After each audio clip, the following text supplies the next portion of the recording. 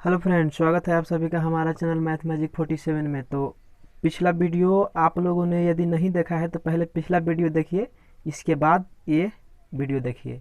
और जो मैंने पिछला वीडियो में आपको बताया था सक्सेसिव परसेंटेज का कंसेप्ट, तो पहले उसको आप देख लीजिए, क्योंकि मैं ये यहाँ पे सक्सेसिव परसेंटेज का भी यूज करूँगा और फ्रैक्शनल का भी यूज करूँगा।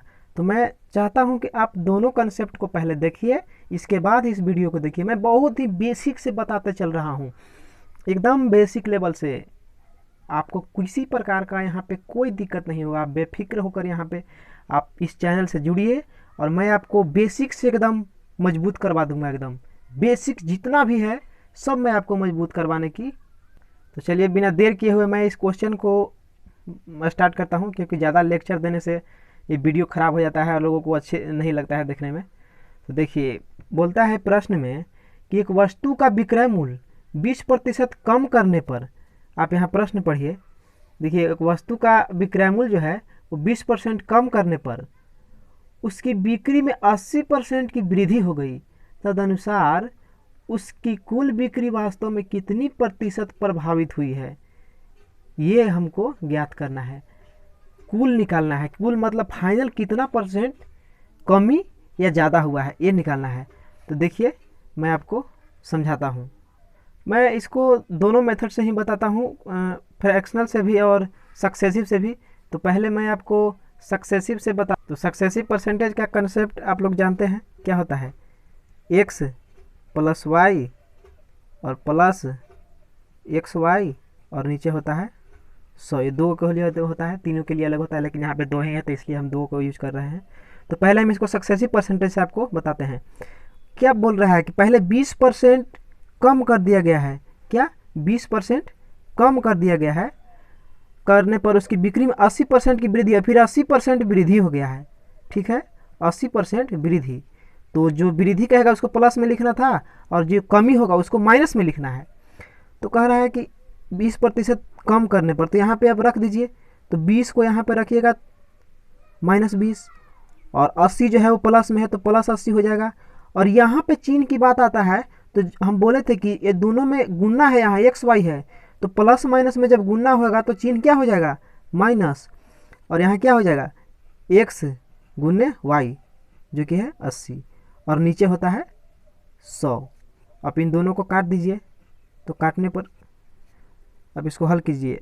-20 और 80 कितना बचेगा, यहाँ 60 बचा और यहाँ 8 दूनी कितना हो जाएगा 16। तो जब आप इसको घटाइएगा तो कितना होगा 44%। और 44% हमारा क्या आया, प्लस में आया। तो प्लस में आने का मतलब ये हुआ कि 44% का वृद्धि हुआ है। यदि यह माइनस में आता तो 44% की कमी होता। अब इसी में इसको मैं अब रेशियो मेथड से बताता हूँ। अब मैं आपको इसको रेशियो मेथड से बताने की कोशिश करता हूँ। जैसे यहाँ पे क्या कह रहा है कि 20% पहले बोल रहा था कि कमी कर दे। 20% का फ्रैक्शनल वैल्यू हमने क्या बताया था, 1/5। और कह रहा है कमी, तो कमी कर रहा है तो इसको घटा देंगे, तो यानी 4/5 हो गया है। यानी पहले 5 था तो 5 से हो गया है 4। और ये 80% को क्या कह रहा है, 80% वृद्धि कर दिया गया। तो 80% का भी मैंने फ्रैक्शनल वैल्यू बता रखा है, कितना 4/5। तो 4/5 है, क्या कर रहा है, वृद्धि कर दिया गया है। तो वृद्धि कर दिया गया है तो जोड़ देंगे ना, तो 5 4 9, 9/5, यानी पहले 5 था तो अब 9 कर दिया गया है। और फाइनल इसका क्या होगा, तो देखिए इसको ऐसे आप लिख लीजिए। यहाँ पे होता है, इन दोनों को आप ऐसे लिखिए, पहले 5 था, 5 से हो गया है 4 और फिर एक बार इसमें परिवर्तन किया गया है। 5 था और 5 से कर दिया है 9। तो फाइनल रिजल्ट निकालने के लिए दोनों को हम गुना कर देते हैं। तो ऊपर ऊपर गुना करेंगे तो 9 चौक क्या हो जाएगा 36 और नीचे क्या हो जाएगा 25। यानी देखिए नीचे जो है मूल मान रहता है, मैंने आपको बता रखा है, और ऊपर जो है वर्तमान मान, यानी कि जो परिवर्तन होता है वो मान यहाँ पे लिखा जाता है। तो 25 से हो गया है 36, तो कितना प्रतिशत बढ़ गया है, यहाँ पे ये भी क्वेश्चन आपसे पूछ सकता है। तो कितना बढ़ा है, 11 बढ़ा है। और कितना से बढ़ा है, 25 से बढ़ गया है। तो यहाँ पे हम लिख देंगे 25 और परसेंटेज निकालने के लिए 100 से गुना, तो कट जाएगा 25 चौका 100, यानी 11 चौक 44। यानी दोनों से मैंने आपको बता दिया, परसेंटेज से भी बताया, सक्सेसिव से भी बताया और रेस। और इसी तरह से आपको इसमें क्वेश्चन तरह तरह के बदल बदल के भी कर सकता है। जैसे यहाँ कहता है कि 20% वृद्धि कर दिया गया है, तो हम वृद्धि करते लिखते 6 इसको जोड़ देते 6/5 लिखते।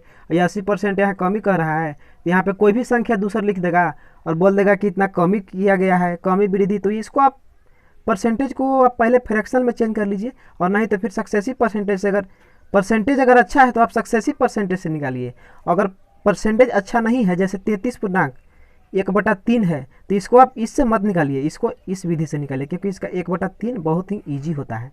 और आप जब इसको बैठाइएगा तो तोड़िएगा 33.1/3, और जो कि कैलकुलेशन करने में आप देख रहे हैं ना कितना टफ पड़ जाएगा। इसलिए जब ऐसा परसेंटेज रहे तो आप इस विधि से करिए, और जो ये सब मान रहे एकदम आसान वाला पूर्णांक में नहीं रहे तो उसको आप सक्सेसिव परसेंटेज से करिए, आपको बहुत ही कम समय लगेगा। यहाँ पे मैंने एक और प्रश्न लिया है, और इस प्रश्न से आपको मैं सारा कंसेप्ट क्लियर करवाने की कोशिश करता हूँ। देखिए यहाँ पे प्रश्न कहता है कि एक संख्या पहले 20% कम की जाती है, और फिर इस कम की हुई संख्या 20% वृद्धि की जाती है, और यदि परिणामी संख्या मूल संख्या से 20 कम है तो मूल संख्या क्या है। ये प्रश्न बोल रहा है, मूल संख्या पूछ रहा है। देखिए 20% कम कह रहा है कि 20% कम की जाती है, तो 20% कम, आप इसको सक्सेसिव से भी बना सकते हैं, दोनों से ही आसान पड़ेगा, क्योंकि यहाँ पे परसेंटेज आसान दिया हुआ है, तो आप सक्सेसिव से ही निकाल दीजिए। अच्छा देखिए जब इसको आप सक्सेसिव से निकालिएगा तो 20% क्या कह रहा है कि कम कर दिया गया है ना, तो 20% कम कर देगा। अब इसको आप डायरेक्ट निकालने की कोशिश करिए, और फिर 20% वृद्धि कर दिया गया है, और यहाँ प्लस माइनस क्या हो जाएगा, माइनस 20 गुने प्लस माइनस माइनस हो जाएगा यहाँ पे, और फिर लिखाएगा 20 गुने 20, और नीचे लिखाएगा 100। तो देखिए यहाँ पे ये तो कट गया, ये दोनों सेम। मैंने बोला था ना कि अगर सेम रहेगा तो क्या करना है, 1/100, और फाइनल जो होता है वो कमी होता है, वृद्धि नहीं होता है कभी भी, क्योंकि यहाँ पे ये दोनों कट जाता है प्लस माइनस, और यहाँ पे माइनस वाला बच जाता है। तो इसलिए जब भी सेम परसेंटेज रहे और एक कम किया हुआ रहे एक वृद्धि किया हुआ रहे, तो उसको 1/100 कर देना है, फाइनल उसका यही परिवर्तन आने वाला है। तो अब आप इसको काट दीजिए, 1 0 से 1 0 कट जाएगा, 2 0 खत्म हो गया, 2 दूनी 4%, यानी 4% की हमको क्या हुआ, कमी हुआ है। ठीक है, और अब आगे में प्रश्न में कहता है कि और यदि परिणामी संख्या मूल संख्या से 20 कम है तो मूल संख्या क्या है। देखिए अब यहाँ क्या कह दिया, मूल संख्या 20 कम है, 20 कम है ना यहाँ पे कह रहा है। तो अब आप जब ऐसे बनाइएगा तो आपको काफ़ी तकलीफ होने वाला है, इसलिए आप इस विधि का प्रयोग बहुत कम कीजिए, क्योंकि हमको इसमें कुछ और मालूम नहीं है, केवल 20 कम कह रहा है, मूल संख्या भी हमको मालूम नहीं है कितना था मूल संख्या, तो हमको तो दिक्कत होगा, और अभी कितना संख्या है वह भी नहीं मालूम है। तो इसलिए आप इसको रेशियो मेथड से बनाइए, रेशियो मेथड से आपको बेहद ही आसान पड़ेगा। देखिए मैं इसको रेशियो मेथड से आपको बताने की कोशिश करता हूँ। जैसे 20% कह रहा है कम, तो 20% का मैंने फ्रैक्शन वैल्यू बता रखा है 1/5, और कम कह रहा है तो 1 घट जाएगा, तो कितना 4/5 हो गया है। और फिर आगे क्या कह रहा है कि 20% वृद्धि कर दिया जाता है, 20% वृद्धि, तो 1/5 ये भी होगा, 20% का भी फ्रैक्शन वैल्यू 1/5 ही होता है इसका भी, तो वृद्धि कर दिया गया है, तो इसको जोड़ दीजिए, 5 और 1 6/5, यानी फाइनल निकालने के लिए क्या करते हैं, हम गुना करते हैं, 4/5 और 6/5 दोनों में गुना कर देते हैं, 6 चौका 24 और 5 के 25, यानी पहले था कितना 25, तो अब हो गया है 24। ये है मूल मान, ये मूल मान है, और ये वाला जो है वर्तमान मान है, घटा बढ़ा हुआ। तो अब इसमें प्रश्न बन जाएगा। अब यहाँ देखिए अब क्या कह रहा है कि और यदि परिणामी संख्या मूल संख्या से 20 कम है, परिणामी संख्या कितना है, ये जो वर्तमान संख्या है इसी को परिणामी संख्या भी कहते हैं। परिणामी मतलब नहीं बोल रहे हैं, जो परिवर्तन हुआ है, जो अब घटा है, बढ़ा है, और घट बढ़कर जो आया है वो संख्या। मूल संख्या यहाँ पे कितना है 25 है, और वर्तमान परिणामी संख्या कितना है, तो यहाँ पे कितना कम है। देखिए तो जो वर्तमान मान है वो मूल मान से कितना कम है, 24 25 से कितना कम है, 1 कम है, तो यही 1 यूनिट का वैल्यू दे रखा है 20। तो हमको निकालना है कौन, मूल मान निकालना है। तो मूल मान हमको है कितना 25, तो 25 यूनिट का वैल्यू कितना आ जाएगा, 20 × 25 कर देंगे, जो कि हो जाएगा 25 दूनी 50, 500 इसका राइट आंसर हो जाएगा, जो कि ऑप्शन है सी। अब इसी में दे देता वर्तमान मान यदि इतना है तो परिणामी संख्या कितना होगा, और इसमें फिर ऐसे भी कह सकता है कि यदि परिणाम मूल मान के मान दे देता, जैसे मूल मान के मान यहाँ दे देता 500, प्रश्न में कहा देता मूल मान का मान है 500, तो वर्तमान जो परिणामी संख्या है वो कितना होगा, तो हम इसको तुलना करते, 25 यूनिट का वैल्यू दिया है 500, तो 1 यूनिट का वैल्यू निकालते और फिर 24 यूनिट का वैल्यू निकाल देते। ठीक, जैसे आपको कहा देता है यहाँ 25 यूनिट का वैल्यू 500, तो आप ऐसे तुलना करते, 25 यूनिट का वैल्यू दिया है 500, तो 1 यूनिट का वैल्यू कितना हो जाएगा, 25 दूनी 50 20, तो परिणामी संख्या क्या होगा, परिणामी संख्या 24 यूनिट, तो 24 दूनी 48 यानी 480 हो जाता। और यही कहता कि इसे इसकी मतलब कितना कम हो गया है, तो 1 यूनिट कम हो गया है, तो 1 यूनिट का वैल्यू कितना आया है 20, यानी 20 कम हो गया है। इसमें तरह तरह के आपको प्रश्न पूछ सकता है, लेकिन सबसे पहले आपको मूल संख्या और परिणामी संख्या का रेशियो निकालना है। ये रेशियो है, आप इसे ऐसे भी कर सकते हैं, 25:24 है, यानी पहले था, यहाँ पे आप इस तरह से भी लिख सकते हैं, पहले था 25 तो अब हो गया है 24, आप इस तरह से भी लिख के बना सकते हैं।